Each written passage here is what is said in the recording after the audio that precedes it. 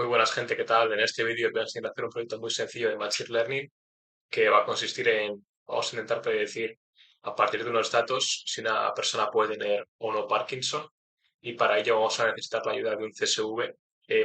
Vamos a descargarnos la data de una página web llamada Kaggle, pero que, bueno, en realidad yo me la he descargado ya en mi GitHub y pues nos la vamos a descargar desde ahí. Eh, y bueno, empezamos con el código ya de ya, ¿no? Vale, esto lo primero que va a hacer esta primera pieza de código es que vamos a ver si hay algún archivo en la ruta de parkinson.csv. Si no lo hay, vamos a hacer una llamada a esta página web y nos vamos a descargar el archivo CSV que contiene pues esta información de las personas que tienen Parkinson y quienes no, y los valores que nos ayudan a predecir si estas personas tienen Parkinson o no. Y bueno, nos lo descargamos. Y es muy importante que en los ejercicios de Machine Learning vayamos a estudiar los datos porque luego a la hora de escoger el algoritmo es muy importante. Y bueno, para ello vamos a importar la librería de pandas y vamos a ver el CSV con esta función de aquí de read CSV y lo vamos a guardar en Park. Vamos a imprimir las 5 primeras líneas del dataset y aquí vemos las variables. Todas las columnas son variables que nos van a ayudar a predecir si una persona tiene Parkinson o no. Y aquí en esta columna tenemos el status y el status nos dice un 1 si la persona es positiva en Parkinson y un 0 si la persona es negativa en Parkinson. Vamos a llamar al método shape que nos va a decir que tenemos 195 personas, como podéis ver aquí, y 24 columnas. Ahora vamos a ver si hay algún dato que nos falte en el dataset. Para ello llamamos a esta función y esto es muy importante porque hay muchos algoritmos que no funcionan con datos vacíos. Y bueno, tenemos que ver primero si hay alguna característica que falte. En este caso no falta ninguna, vemos que todas nos dan 0. Eso significa que no hay ninguna característica que falte. Y bueno, bien. Vemos aquí, gracias al método info, pues la cantidad de columnas que hay 23. Bueno, de hecho hay 24 porque name también es una columna. Y bueno, y vemos aquí las columnas que hay. Ahora describe es un método que nos proporciona pues el número de instancias que hay, la media, la desviación estándar, el mínimo, el máximo, los percentiles, etcétera. Y ahora que vamos a hacer, esto es muy importante, vamos a dividir los datos entre las variables que nos van a ayudar a predecir y la variable a predecir que si está enferma o no. Para ello, colocamos en el data frame de i el estatus de la persona que indica si está enferma o no, y en la variable x el data frame de los demás datos. En x ahora vamos a dropear el status y el name porque no los necesitamos para nada. Y ahora, ¿qué vamos a hacer? Vamos a visualizar los datos, que es muy importante también. Vamos a ver si tenemos que aplicar alguna técnica de sobremuestreo o de escalamiento, de normalización. Y bueno, para ello vamos a importar esta librería que nos va a mostrar pues cuántas personas tienen Parkinson y cuántas no. Vemos que aquí tenemos un número alrededor de 46 o por ahí, no tienen Parkinson, y luego alrededor de 145 por ahí no tienen Parkinson. Aquí nos lo va a decir más explícitamente, nos va a decir que eh, hay 147 personas que tienen Parkinson y 0, o sea, y 0 y 48 que no lo tienen. Ahora vamos a importar esta librería de Matplotlib, que bueno, que nos permite generar gráficas y visualizar los datos de una manera mucho más fácil. Y vamos a correr el código y nos genera esta eh, bueno, estos gráficos, ¿no? Y vemos aquí, pues, que hay muchos más valores positivos que negativos, ¿no? Eh, vale. Bueno, pues ahora seguimos. Y como hemos visto que hay una clase mucho más mayoritaria que una. O sea, hemos visto que la clase de los positivos abunda más que los negativos. Queremos que haya la misma cantidad de positivos que negativos, ¿no? Porque esto luego puede influir a la hora de entrenar el algoritmo, o sea, entrenar el modelo, perdón. Y vamos a utilizar una función de oversampling que se llama smooth, que lo que hace es que genera muestras sintéticas. Bueno, esto lo he puesto aquí, pero bueno, hablando claro y en castellano, lo que hace es que compara, o sea, coge las instancias de la clase negativa y genera a partir de esas instancias unas muy similares a ellas y hasta que lleguemos a un mismo número de instancias positivas o iguales que negativas. Entonces, que crea nuevas instancias negativas que sean parecidas a las que ya estaban. No sé si me explico, espero que sí, la verdad.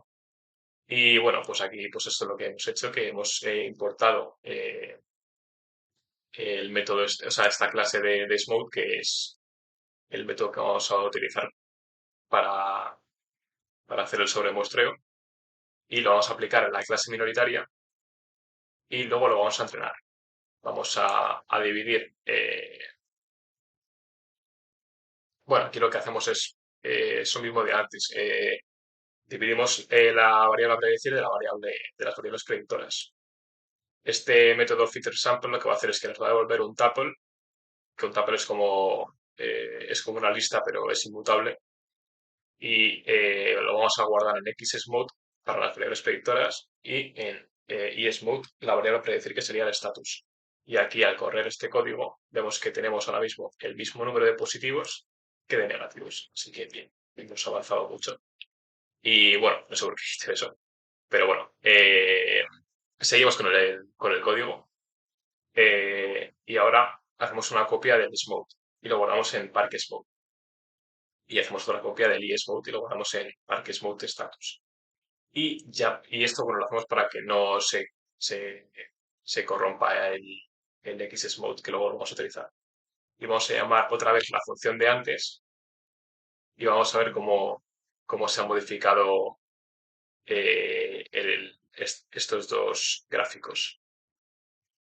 Y vamos a ver que ahora mismo hay muchas más instancias negativas. Aquí vemos que hay muy pocos puntos azules y ahora vemos que hay muchos más. Y pues en el count también vemos que ahora hay el mismo número de personas negativas que positivas.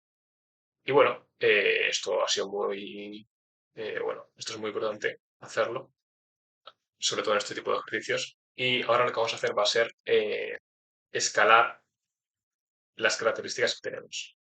El método de escalamiento es muy importante porque imaginemos, bueno, de hecho en este caso es muy fácil de ver. Voy a subir un poco y vemos que, por ejemplo, aquí en las características vemos que hay magnitudes muy diferentes. Por ejemplo, en esta columna las instancias tienen valores de 3 cifras, ¿no? Pero nos vamos a esta columna de aquí y vemos que tenemos instancias de 0,00 y mucho más bajas. ¿Qué pasa? Que queremos que tanto la característica de MDBP FOH hercios tenga la misma importancia que esta. Entonces, para ello lo que vamos a hacer va a ser escalar dichas características. Al escalar las características, lo que vamos a hacer es evitar el sesgo hacia características dominantes. Vale, entonces vamos a poner este código y vamos a ver que ahora mismo el MVP, que antes tenía valores de 133, 140, 125, tal, ahora pues tiene menos 0,89, -1, también tendrá de 1, tal, y así. Vale, entonces ya hemos escalado las características y ahora toca elegir el algoritmo que vamos a utilizar para entrenar el modelo. En este caso, como tenemos dos clases, vamos a utilizar un clasificador. Y bueno, primero lo que vamos a hacer va a ser dividir al conjunto de datos que tenemos en variables, o sea, en data frames de entrenamiento y de prueba. Para ello, como veis aquí, llamamos a la función de train test split, que lo que va a hacer es que va a tomar los data frames que teníamos antes de scale-smode y esmode y los va a dividir en entrenamientos y pruebas. Vamos a generar, o sea, este parámetro de aquí, que se llama test size, lo que va a hacer es que va a decir que el 0,2, bueno, el 20% de las instancias vayan al test, a los datos de prueba, y el 0, o sea, y el 80% vaya a los datos de entrenamiento. Y aquí, si lo corremos, pues nos va a decir, el training set tiene 235 samples y el testing set pues tiene 59. El 80% y el 20%.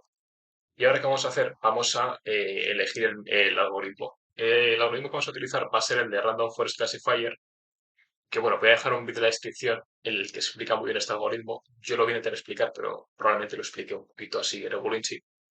Y bueno, lo que hace es que genera muchos datasets diferentes aleatorios y genera árboles binarios para cada uno de ellos. En ese árbol binario, que va a haber un montón, cada nodo de ese árbol binario tiene una condición.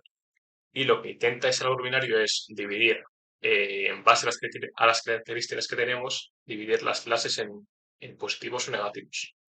He explicado así un poco mal, pero bueno, espero que se entienda. Lo que hace esto es que, a partir de las características, divide a, a las personas en positivos y negativos. Y ahora, ¿qué hacemos? Que vamos a llamar al método fit con el conjunto de tratamiento.